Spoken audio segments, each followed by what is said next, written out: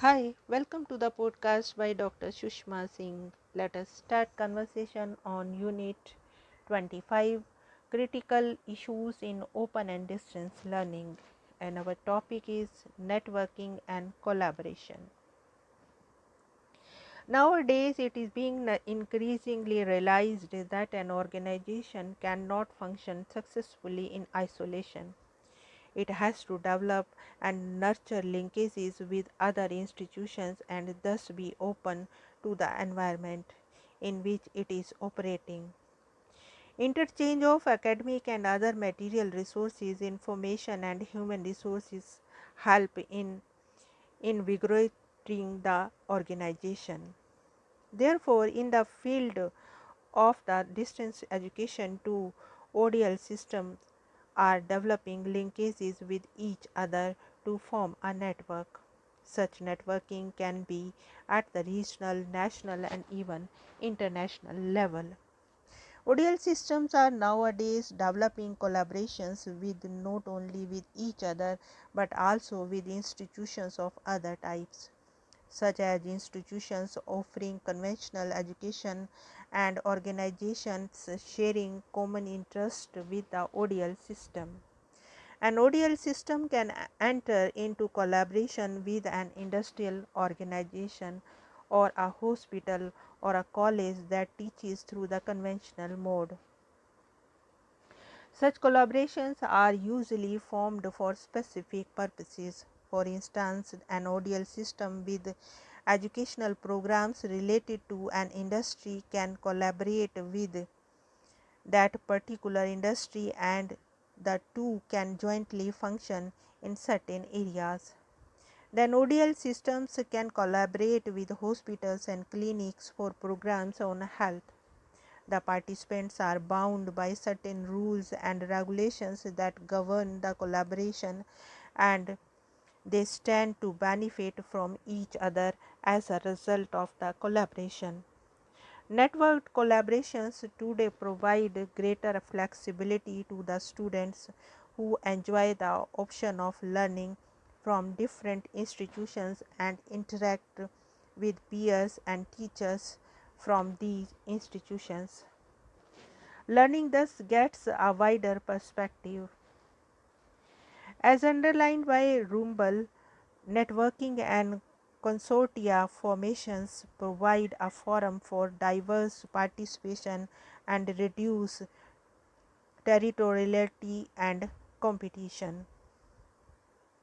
In addition, there are several other benefits that are encouraging modern trends of networking formation by open universities. In Europe, there is a European Association of Distance Teaching Universities. In Asia, there is an Asian Association of Open Universities. Such associations of open universities also exist in other parts of the world. The Commonwealth of Learning and intergovernmental organizations created by Commonwealth heads of government to encourage the development and sharing of open learning or distance learning, knowledge resources and technologies too undertakes activities that encourage partnership and networking for the sharing of resources and joint functioning. There are also multinational regional universities that promote regional cooperation in the field of distance education by linking their campuses and centers. In India, IGNOU and other open universities of the states are functioning together in certain areas, and a network committee set up by the Coordination Council of IGNOU in 1988 identified broad areas of cooperation such as institutional development, material development, and student support services. Networking consortia and collaboration formation bring different institutions closer, and there are several benefits such as the sharing of infrastructure with building and equipment that may be pooled for joint use. Study centers and program centers can also be used on a shared basis. There can also be the exchange of facility members among different institutions offering ODL. The programs for the professional development of teachers, orientation program for counselors, tutors can also be held jointly. Procuring learning material from one institution and then adapting or translating by others can also be done. All these steps not only help in economizing but also in accessing the best that is available in the different institutions. It thus widens the perspective of functioning.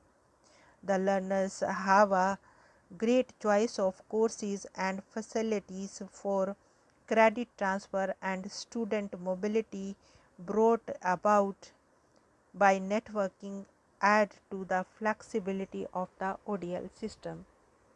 The institutions as well as the learners both stand to gain through networking as there is access to a wider choice and resources. Here we wind up this conversation and thank you so much for choosing this podcast.